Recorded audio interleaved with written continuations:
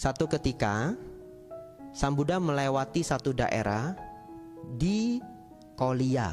Jadi nama daerah itu disebut Kolia, dan nama kota itu disebut kota Kakarapata. Kota Kakarapata. Saya sendiri jarang mendengar nama ini ya. Beliau berkunjung di kota Kakarapata. Saat itu ada seorang umat perumah tangga. Dia bukan pertapa sama sekali, umat perumah tangga biasa. Namanya adalah Digajanu. Dia cerdas sekali.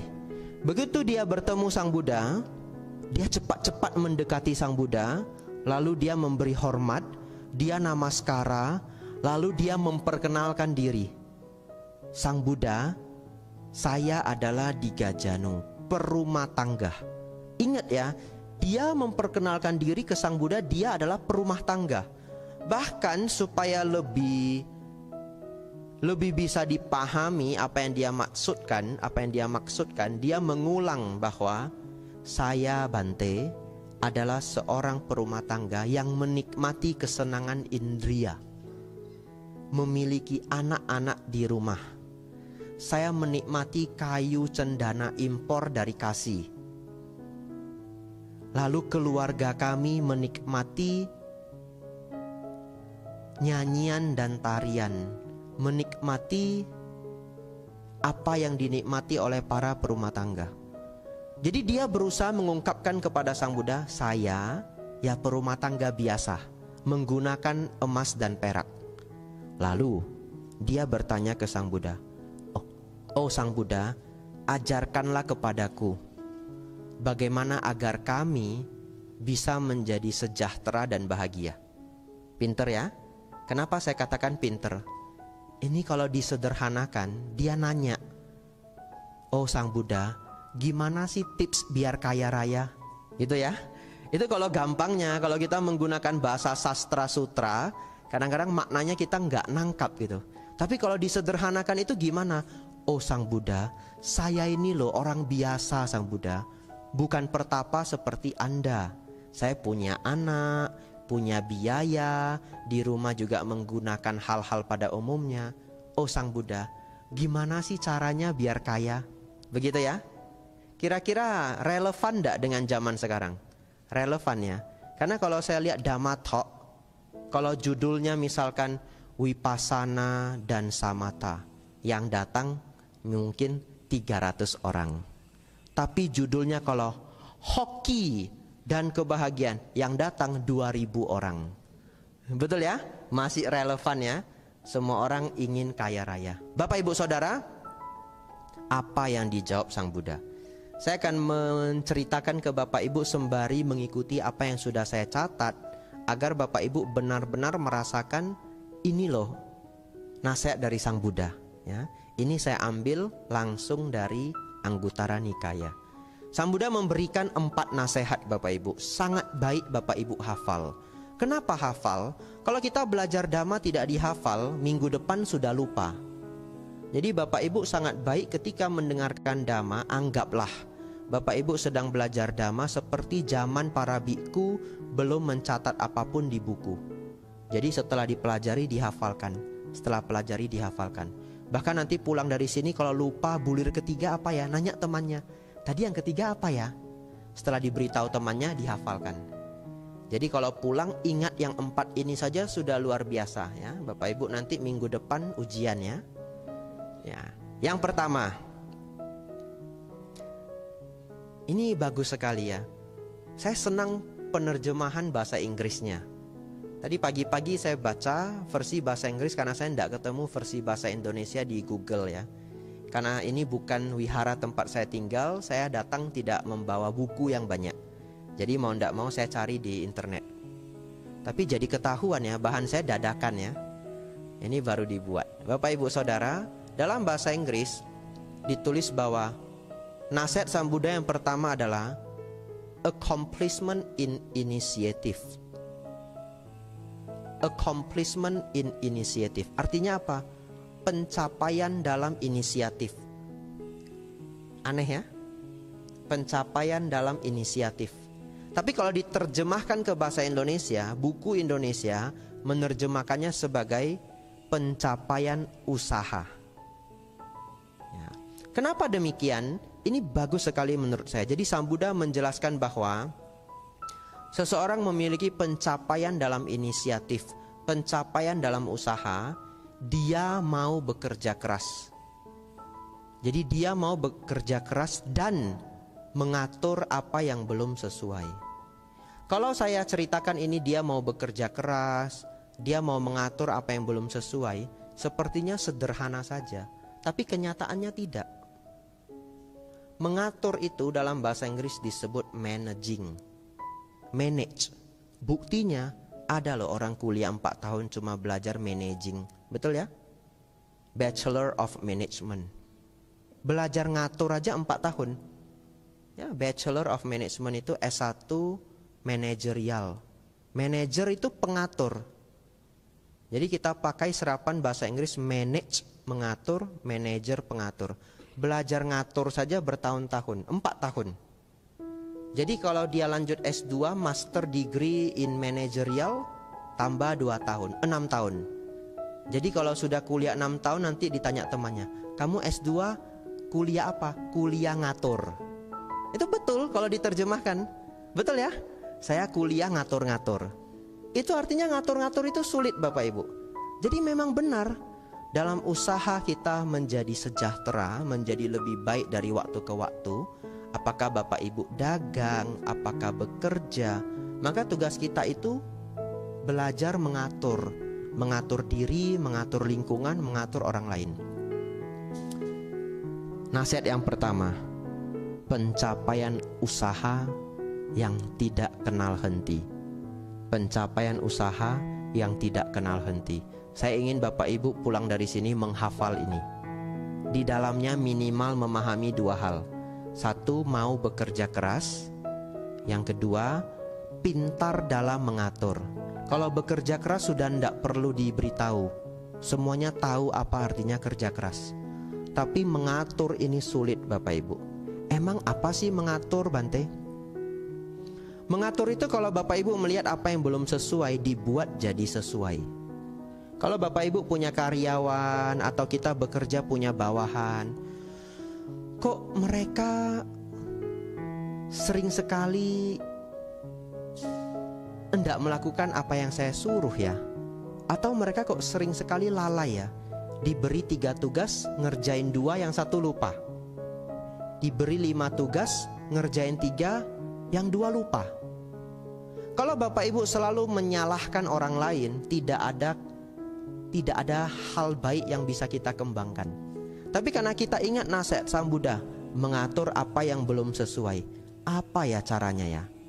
Contoh, besok-besok Bapak Ibu bisa ketika memberi tugas dicatat dulu, betul ya? 1, kamu ke sini. 2, kamu ke sini. 3, kamu ke sini. Nah, ini 3 tugas kamu. Kalau sudah dicatat dia masih lupa kan kelewatan toh. Nggak mungkin toh. Nggak mungkin diberi kertas dia lupa. Nggak mungkin. Kecuali dia lupa kertasnya di mana. Nah, itu memungkinkan. Ini saya belajar dari guru saya Bante Panyawaro. Setiap tahun kami ada tugas tahunan. Salah satunya Pabaja. Nanti bulan Juli ini Pabaja. Untuk Atasilani kuotanya sudah habis. Kalau yang ingin ikut yang tahun depan. Untuk Samanera masih muat 10 orang ya. Jadi yang bagi yang ingin ikut sisa kuota sekitar 10 orang, mungkin kurang. Nah, biasanya 2 minggu sebelum kami punya tugas Pabaja, beliaunya akan kumpulkan semua yang bertanggung jawab. Ya saya, ya karyawan wihara, semua dikumpulkan. Lalu beliau rapat. Ini baik sekali. Bagi yang belum punya sistem manajerial yang bagus, boleh tiru cara ini. Beliau datang dengan membawa notebook. Nah, notebook ini begitu dibuka tulisannya sudah penuh. Nah, di dalamnya sudah ada pembagian tugas-tugas. Biku Abijato. Dan kami semua yang ikut rapat wajib membawa kertas juga. Biku Abijato, ini tugasnya 1, 2, 3, 4. Semuanya mendengarkan. Lalu sekretaris wihara, tugasnya 1, 2, 3. Dan saya melihat luar biasa. Selain saya tahu tugas saya juga tahu tugas orang lainnya, betul ya? Jadi tidak ada pertikaian. Kalau dipanggil sendiri-sendiri, tugas kamu ini, masuk orang nomor 2, tugas kamu ini, masuk orang nomor 3, tugas kamu ini. Saya nggak tahu. Yang ngurus sound system siapa? Saya nggak tahu. Yang ngurus makanan nanti untuk para peserta siapa? Saya nggak tahu. Tapi ini dikumpulin semua, kita saling tahu tugas A, B, C, D, E, F. Lalu setelah semua selesai tugas diatur, yang mau protes, yang memberi masukan silahkan. Betul toh? Kok saya lihat tugas saya 7, tugas Atasilani 3. Wah, ndak adil hidup ini ya. Bante, kenapa tugas saya sebegitu banyak, Bante? Atau janganlah protesnya begitu ya. Bante, boleh ndak tugas saya yang ini dibantu oleh Atasilani? Oh, Atasilani bisa? Masih bisa, Bante. Kasih tugas saya 1, membantu saya. Tapi dari cara ini semua program berjalan sangat lancar. 10 hari kemudian, 3 hari menuju hari H, beliau ikut catatan ini. Beliau akan cek pekerjaan setiap orang sesuai dengan catatan pertinggal yang masih beliau pegang. Ketika semuanya sudah beliau cek, acara berjalan sangat mulus. Tapi kalau ada orang tidak paham cara ini, kemudian dia mengatur acara amburadul, Bapak Ibu, yang salah siapa? Yang salah adalah sistem manajerialnya. Tapi yang disalahkan apa? Yang disalahkan semua dunia. Ini loh keliru, ini orang kok nggak punya inisiatif, ini orang kok begini begitu, padahal sistemnya keliru. Atau kalau acaranya kurang bagus, apa yang disalahkan? Waduh, karma buruk saya berbuah. Dan yang lainnya. Bapak Ibu Saudara, yang pertama, pencapaian usaha yang tidak kenal henti. Di dalamnya bekerja keras dan pintar mengatur. Bapak Ibu yang masih ada hal yang belum pintar Bapak Ibu atur, tiru dan belajar dari orang lain. Sedikit tambahan untuk yang pertama ini. Bante, anak saya di rumah, Bante, susah sekali diatur, Bante. Gimana ya tipsnya, Bante? Lah kok tanya saya, wong saya ndak punya anak. Betul ya? Ya, tapi mungkin karena biku banyak pengalaman. Caranya, tanya teman-teman saudara yang Bapak Ibu lihat, kok dia pinter ya ngatur anak. Betul ya? Kurangi ego Bapak Ibu. Dengan mengurangi ego, kita bisa melihat setiap orang punya kelebihan. Cari orang yang kita anggap pinter menjaga anak. Kadang-kadang orang yang pinter menjaga anak itu nggak harus orang besar. Enggak. Siapa saja. Kadang-kadang dalam dunia kerja mungkin pekerjaannya level medium, biasa saja. Dia mungkin jadi admin, dia mungkin jadi kasir. Tapi lo ngurus anak pinter sekali. Anaknya baik, anaknya rajin. Belajar dari siapapun. Tanya dia, Bu, Pak, apa ya resepnya? Anak ibu kok baik-baik semua. Oh, kalau saya di rumah itu gak begitu ngelarang mereka. Jadi pas makan itu tak tanyai di sekolah tadi ngapain, tak dengerin semua ceritanya. Kalau anak sudah didengerin ceritanya, kita tahu cara hidupnya gimana. Terus nanti tak kasih nasihat yang pas. Temennya siapa saja saya hafal. Lalu kita pulang, iya ya, anak saya teman paling dekatnya siapa ya? Nggak tahu. Nah itu satu ilmu yang baru. Pulang di rumah, anaknya pulang, diajak ngobrol. Bapak Ibu Saudara, belajar mengatur apa yang belum teratur. Belajar dari siapapun. Bulir kedua, Sang Buddha memberi nasihat agar kita menjadi sejahtera. Yang nomor 2 penting sekali, pencapaian perlindungan harta. Pencapaian perlindungan harta. Kenapa? Karena Bapak Ibu, menjaga harta kadangkala lebih sulit daripada mencari harta. Ya, sudah punya belum tentu final, harus pintar menjaga. Kalau zaman dulu, harta itu bisa diambil oleh raja. Ya, raja punya kuasa yang absolut. Lalu juga bisa diambil oleh bandit. Lalu harta bisa diambil oleh banjir. Harta bisa diambil oleh api. kebakaran. Zaman sekarang juga tidak berbeda, ya.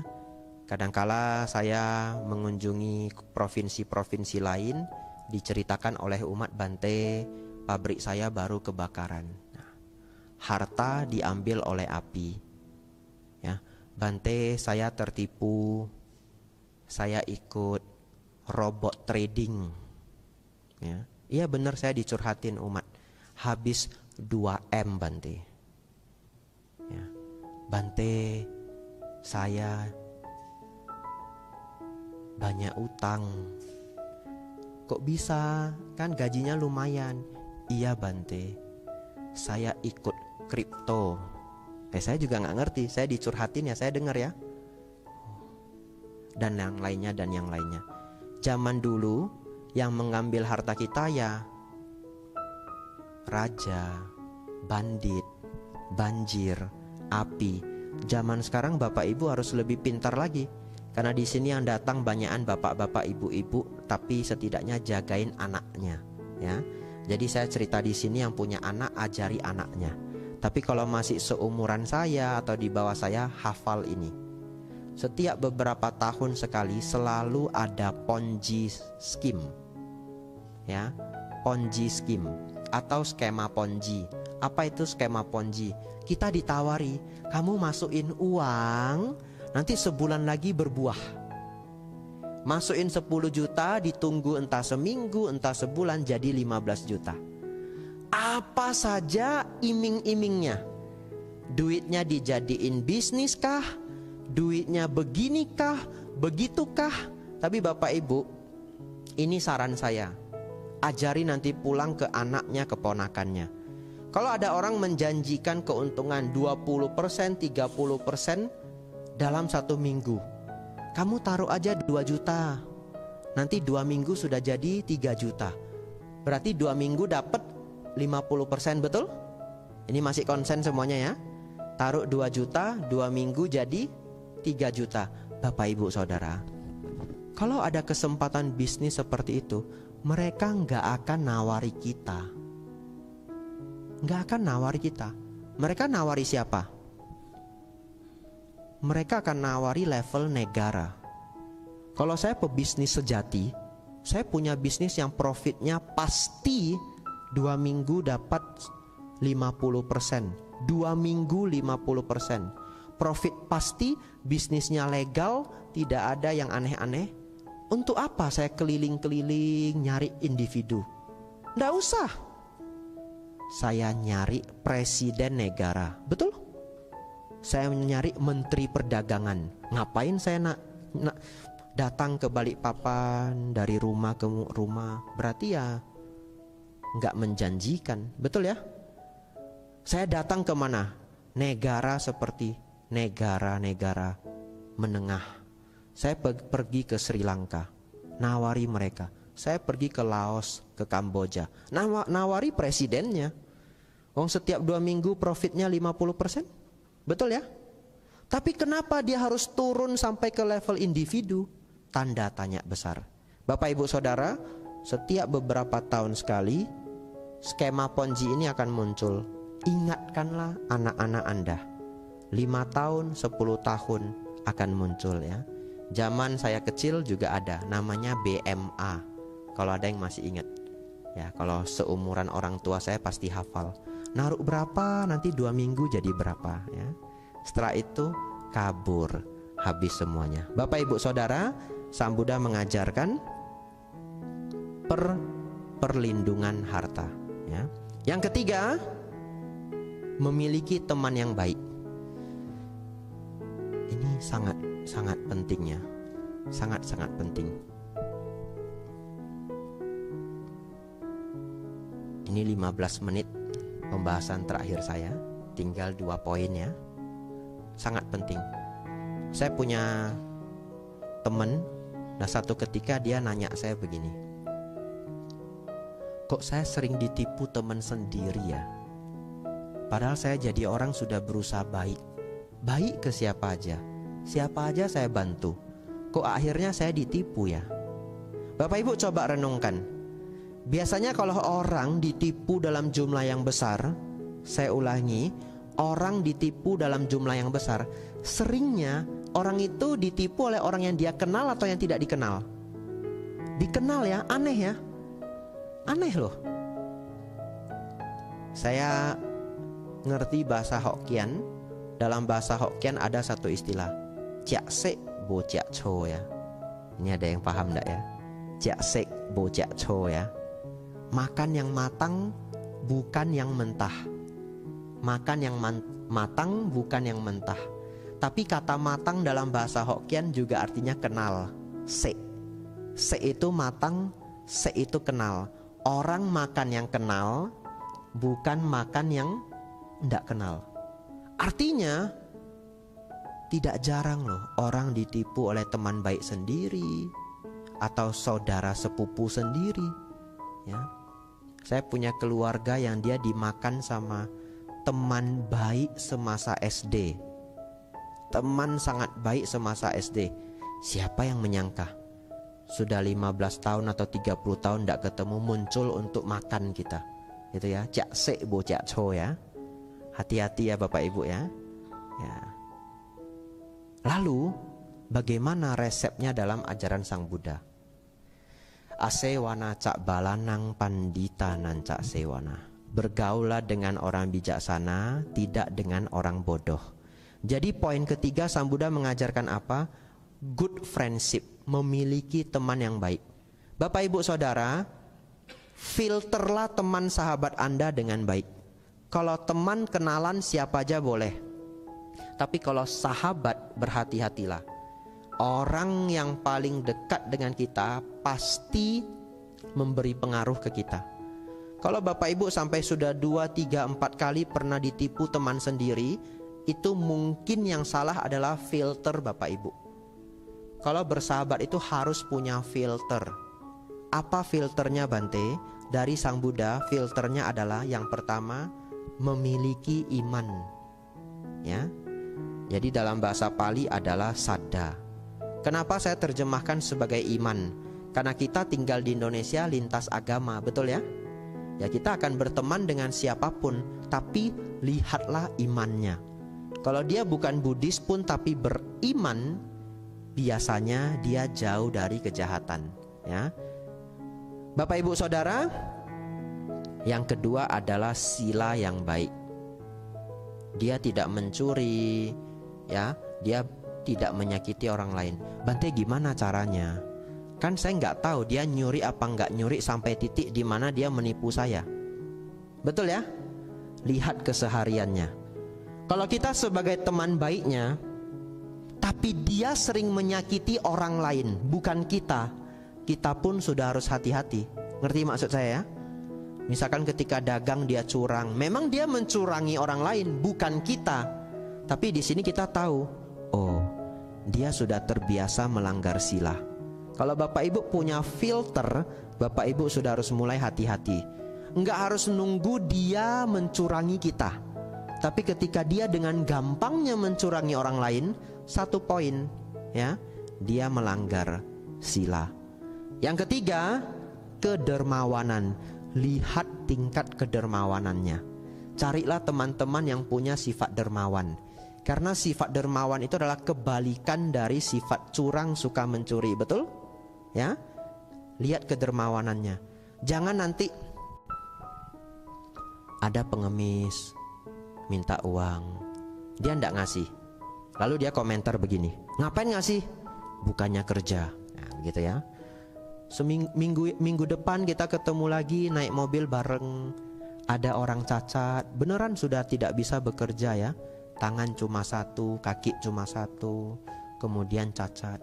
Pak, minta dana begitu ya. Dia ndak ngasih. Apa dia bilang? Nggak usah dikasih, nanti manja. Minggu depannya lagi kita ikut Bapak Ibu, dia parkir mobil di tempat yang di sana itu dijaga oleh tukang parkir. Terus pas tukang parkirnya nggak ada, dia kabur. Kita tanya, lah kok nggak dibayar parkirnya? Nggak usah, enak aja minta parkir. Lah berarti memang dia nggak mau ngasih. Ya memang dia pelit, betul ya? Ketika pengemis minta tidak dikasih, yang cacat minta tidak dikasih. Tadi kan dia bilang, ini Ini pengandaiannya, Bapak Ibu konsentrasi. Tadi dia bilang, ngapain dikasih, nanti jadi manja, bukannya kerja, kan begitu. Lah ini pengemisnya sudah kerja jadi tukang parkir, tetap tidak dikasih. Ngerti maksud saya ya? Ya memang dia ndak mau ngasih. Itu sebagai tanda Bapak Ibu, dia orangnya tidak dermawan tingkat akut. Iya, tidak dermawan tingkat akut. Sampai parkir aja kabur ya. Tingkat akut sudah. Karena di sini Sang Buddha mengatakan apa? Dia tidak pelit. Nah, kalau pelit-pelit moderat, cincai lah ya. Cari berkawan, cincai lah. Ini pelit tingkat akut. Bapak Ibu, hati-hati. Kita punya filter. Yang terakhir, dia tidak bijaksana. Ya. Apa ciri-ciri orang tidak bijaksana, Bapak Ibu? Sering konflik. Orang bijaksana tidak konflikan. Orang tidak bijaksana sering konflik. Kenapa? Hafal ya? Hafal. Orang bijaksana punya sifat berhati besar. Dia tidak banyak mempersoalkan hal-hal kecil. Masalah besar menjadi masalah kecil. Masalah kecil menjadi tidak masalah ya. Tapi bagaimana kalau orang tidak bijaksana? Terbalik, dia selalu mempermasalahkan hal-hal kecil ya. Dia selalu mempermasalahkan hal-hal kecil. Tidak masalah pun muncul masalah. Masalah kecil jadi masalah besar. Jadi kalau Bapak Ibu mengklaim diri ini sebagai bijaksana, belajarlah tidak sering konflik. Bapak Ibu Saudara, teman yang tidak bijaksana gampang jatuh pada konflik. Dia konflik sama semuanya. Tetangga kanan konflik, tetangga kiri konflik, tetangga belakang konflik, depan konflik, sama ayah sendiri konflik, sama istri konflik, sama suami konflik. Konflik pada semuanya ya. Itu burung kalau bisa bahasa manusia, sama burung di pohon konflik Bapak Ibu ya. Berhati-hatilah.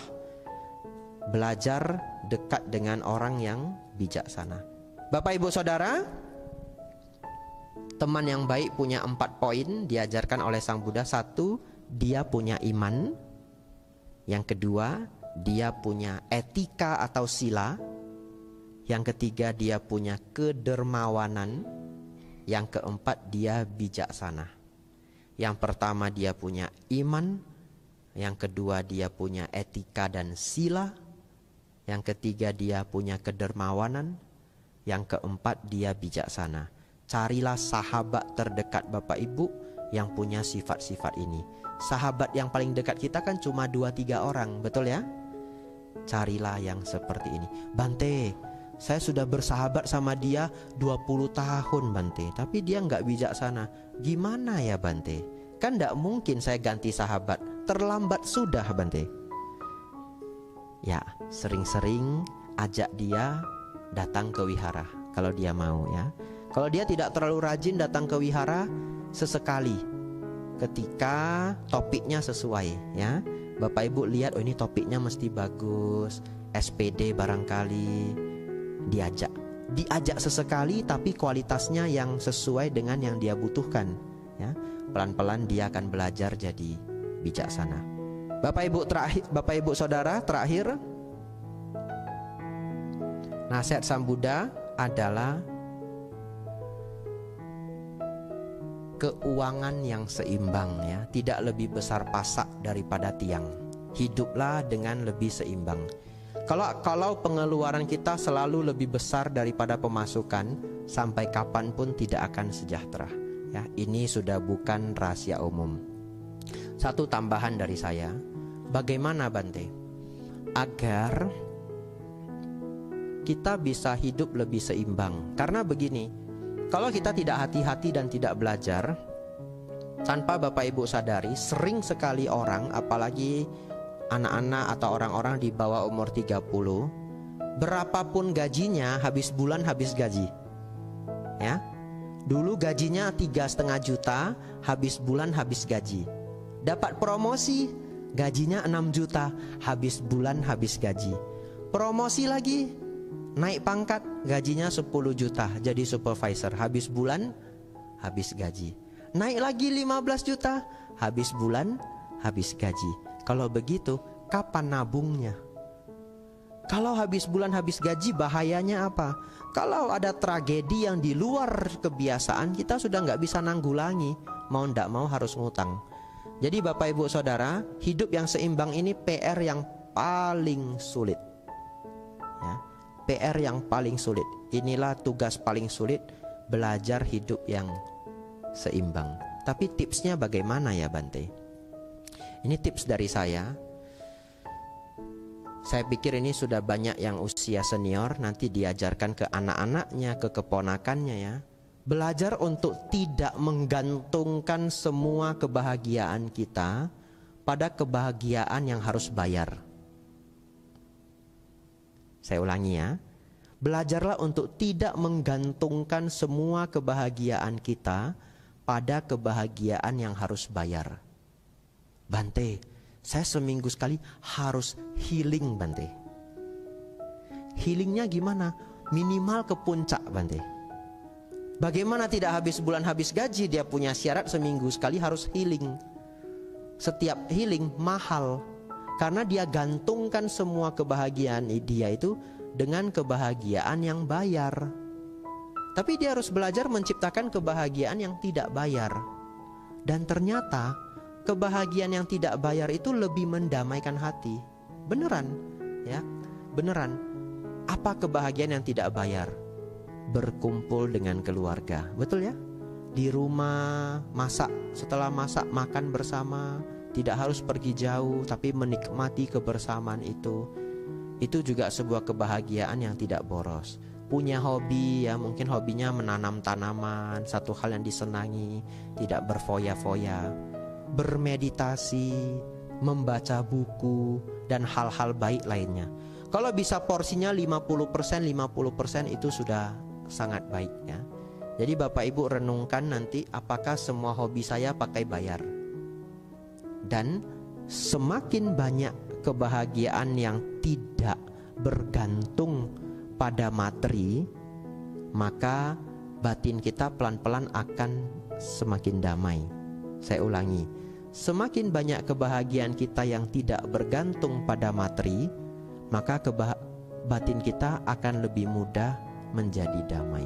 Sebaliknya, semakin banyak kebahagiaan kita bergantung pada apa yang memerlukan materi, semakin gampang kita jatuh pada ketidakpuasan. Karena apa yang bayar itu gampang menjadi biasa. Apa yang bayar itu gampang menjadi biasa. Dulu punya motor sudah seneng, setelah pendapatannya naik, kayaknya harus kredit Avanza ini ya. Akhirnya setelah 3-4 tahun berjuang dapat Avanza, tapi tetangga ganti Innova. Gawat ini. Katanya ukuran kekayaan itu diukur melalui tetangga. Wah, dia sudah Innova, saya harus Innova juga. Kita sudah ganti Innova, dia sudah CR-V. Nggak tahu ya sekarang Innova sama CR-V siapa lebih mahal, nggak tahu ya. Ya lebih kurang begitu ya. Kejar-kejaran terus tidak ada habisnya.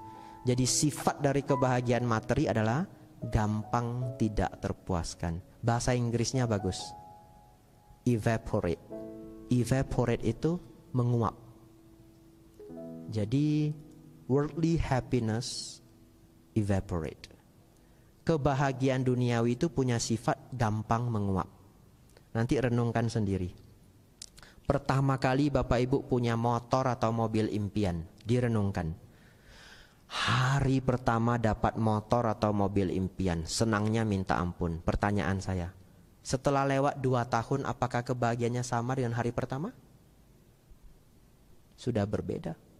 Ya, jadi kebahagiaan duniawi itu kualitasnya berkurang dari waktu ke waktu. Dan itulah yang membuat kita tidak terpuaskan. Tapi bagaimana dengan meditasi? Meditasi itu sulit sekali di awal ya. Kaki kesemutan, sakit pinggang, kapan ini belnya bunyi ya. Ini Atas silaninya lupa nyetel alarm ndak ya? Kan begitu ya? Wah. Tapi Bapak Ibu Saudara, kalau Bapak Ibu sudah latihan setengah tahun, 1 tahun, kebahagiaannya meningkat. Kebahagiaan batin itu meningkat dari waktu ke waktu. Kebahagiaan materi itu membiasa dan menguap, menurun dari waktu ke waktu. Jadi kalau seseorang semua mengandalkan kebahagiaan materi, dia makin lama makin stres. Kok saya gak bahagia-bahagia ya? Makin dikejar kok makin hilang. Tapi kalau dia juga punya kebahagiaan spiritual, semakin hari semakin berkembang, semakin hari semakin berkembang. Jadi belajarlah untuk menjadi balance ya. Wah, jam 10 lewat sedikit Bapak Ibu. Ini topik saya, 4 poin yang membawa kesejahteraan. Setelah ini kita tanya jawab Bapak Ibu. Saya ulang 1 kali untuk kita hafal bersama ya. Minggu depan keluar ujian ya. Bapak Ibu Saudara, 4 hal dikembangkan agar kita menjadi sejahtera. Yang pertama, pencapaian usaha yang tidak kenal henti. Kita work hard dan punya manajerial. Yang kedua, usaha perlindungan harta. Hati-hati dengan skema Ponzi. Yang ketiga, punya teman yang baik. Harus ada filternya. Filternya adalah iman, sila, kedermawanan, dan kebijaksanaan. Orang bijaksana jarang konflik. Yang keempat, keuangan yang balance, tidak lebih besar pasak daripada tiang. Tambahan dari saya, jangan menggantungkan kebahagiaan Bapak Ibu semuanya pada kebahagiaan material. Ini topik kita SPD pagi hari ini. Setelah itu mari kita tanya jawab. Bapak Ibu boleh tanya apa saja.